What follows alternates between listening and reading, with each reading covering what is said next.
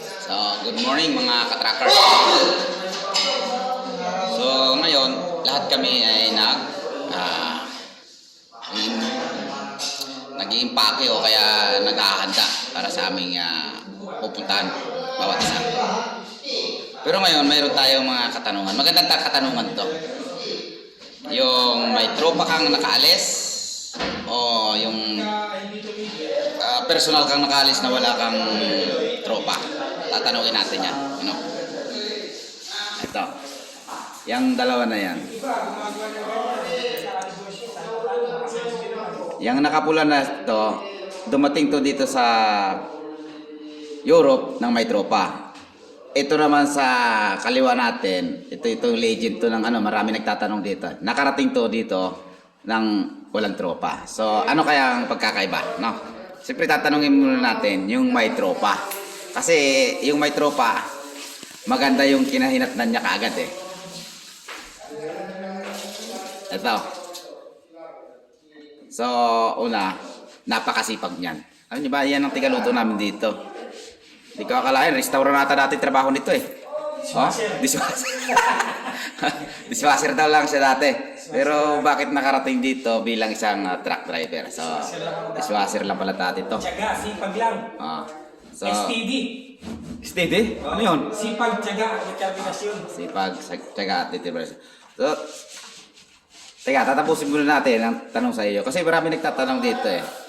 Ito sige, pakilala ka muna pre. Ako nga pala si Charlie Norte ng Bulacan.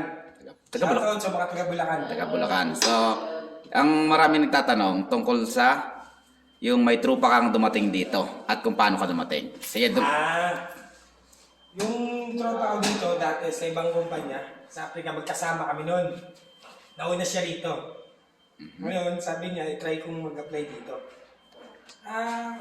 Totally, hindi naman talaga, hindi ko akalain na matsatsambahan.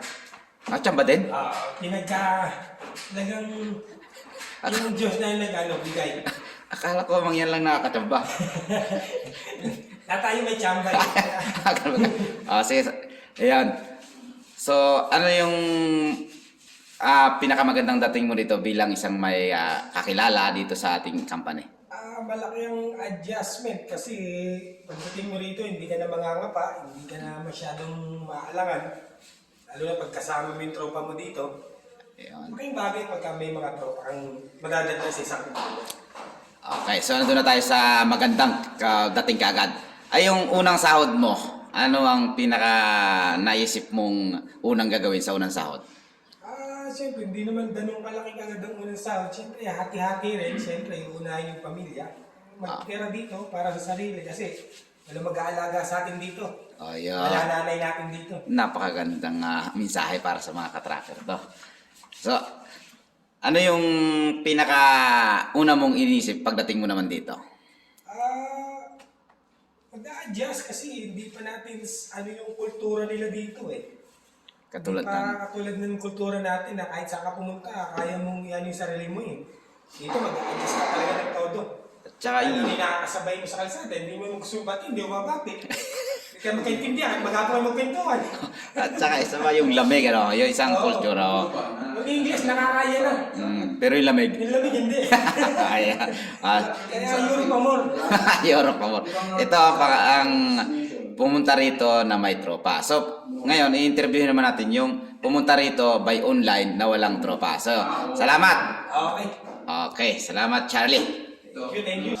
So, pupuntahan naman natin yung isang pumunta rito sa company na to ng walang kakilala dito. So, nag-online lang siya, no? Interview naman natin. So, ito maraming naghihiling dito kung paano siya nakarating dito. So, ito, sa totoo lang, is 50 plus na siya, no? Matanda na siya. So, ito nagulat siya rin sa sarili niya. Dahil, inabot lang natin ng isang taon, no? Ang kanyang pag-apply, no? Pero wala siya kakilala dito. Kaya, i-interviewin natin siya, no? Tara, samahan niyo ako. Dahil medyo mahihain pa si Mr. Roberto Mitre, pinuntahan na natin sa kwarto niya. Sabi niya, pumunta siya dito sa online lang. So ito yung pagkakaiba ng dalawa, no? Yung pumunta rito na may kakilala at pumunta ng walang kakilala. So, unang-una, tanungin natin siya kung paano siya nag-apply. Ayan. Oh. Lumabas ka. Oh, sige. Ito. Upo ka muna. Para sure maganda yung ano. Kumita ako dyan. Oo. Hello. Ayan. So, unang itatanong natin siya sa kanya, sa yung mga katanungan ninyo na kung paano siya nakarating dito. Siyempre, una magpapakilala muna siya. Okay. Sige na. Mitre at your service. Totoo niya, nag-apply ako sa work abroad lang. Yan lang. Clinic ko lang yun. Pinasa ko yung resume ko. Yung mga credential, kung saan mga experience ko. Awa ng Diyos, napili ako na ano sa interview. In-interview ako, pumasa ako sa interview. Doon na nag-umpisa yung pag-processing. Inabot lang ako ng June, July, August, September, October, November, umalis na ako. So, 6 months lang. 6 Ganun months. Mabilis. Wala akong kakilala kahit isa rito. Ako lang ang bukod tanging nag-iisa ritong walang kakilala. Okay. Lahat ng mga kasama ko, may mga reperto, rekomenda, Tama yan, tama. may tropa, Tama rin. awa ng Diyos. Pagdasal lang. Pagdasal nyo lang lagi kung anong gusto nyo.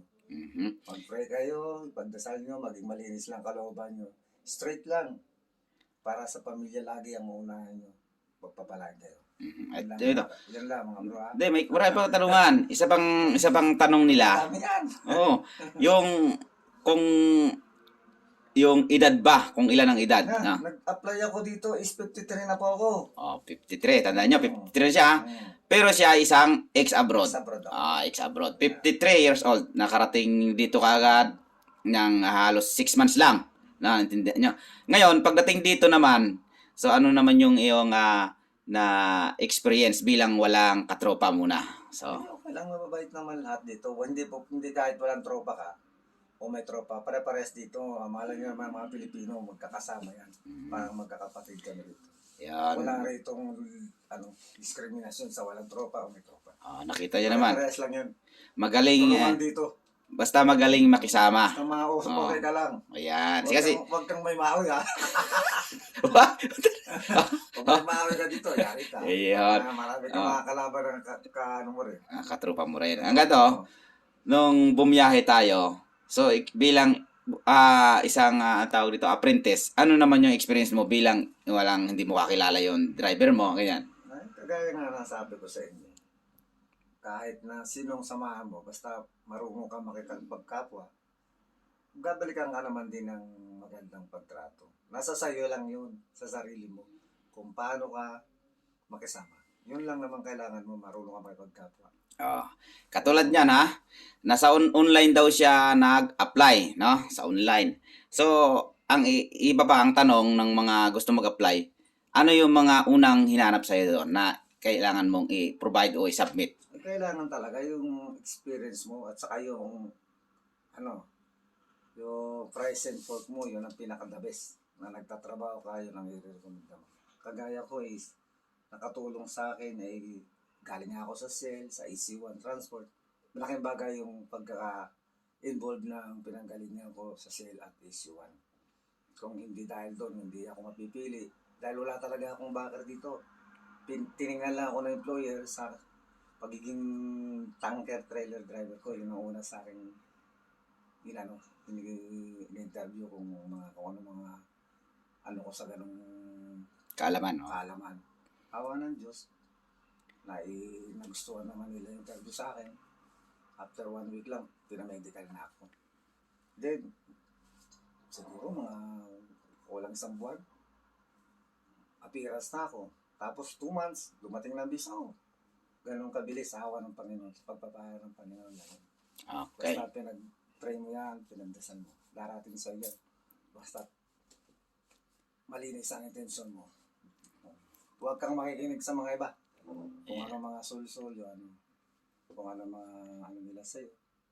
Basta naiintindihin nyo lang, lagi kaya nyo gagawin lumayo para sa pamilya.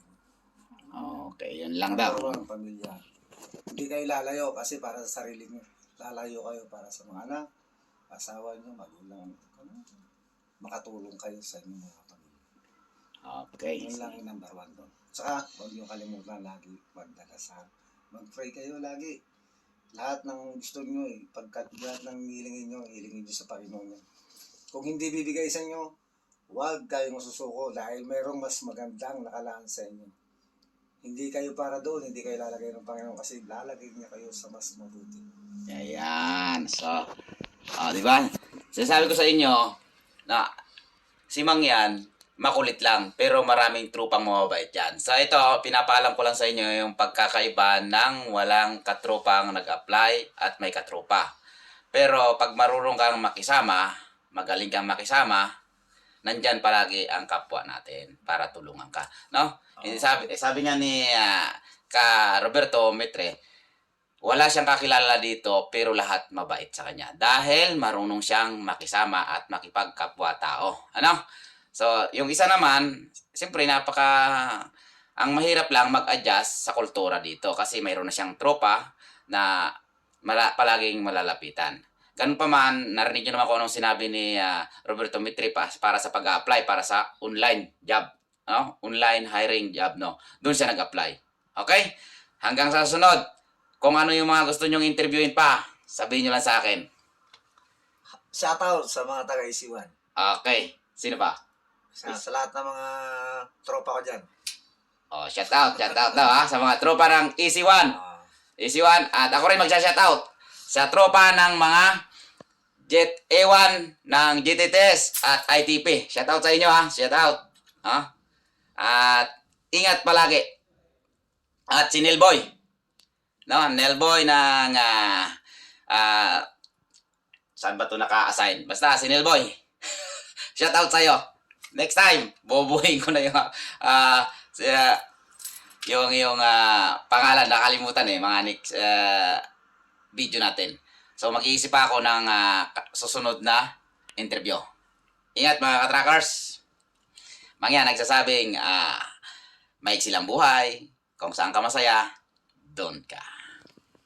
okay.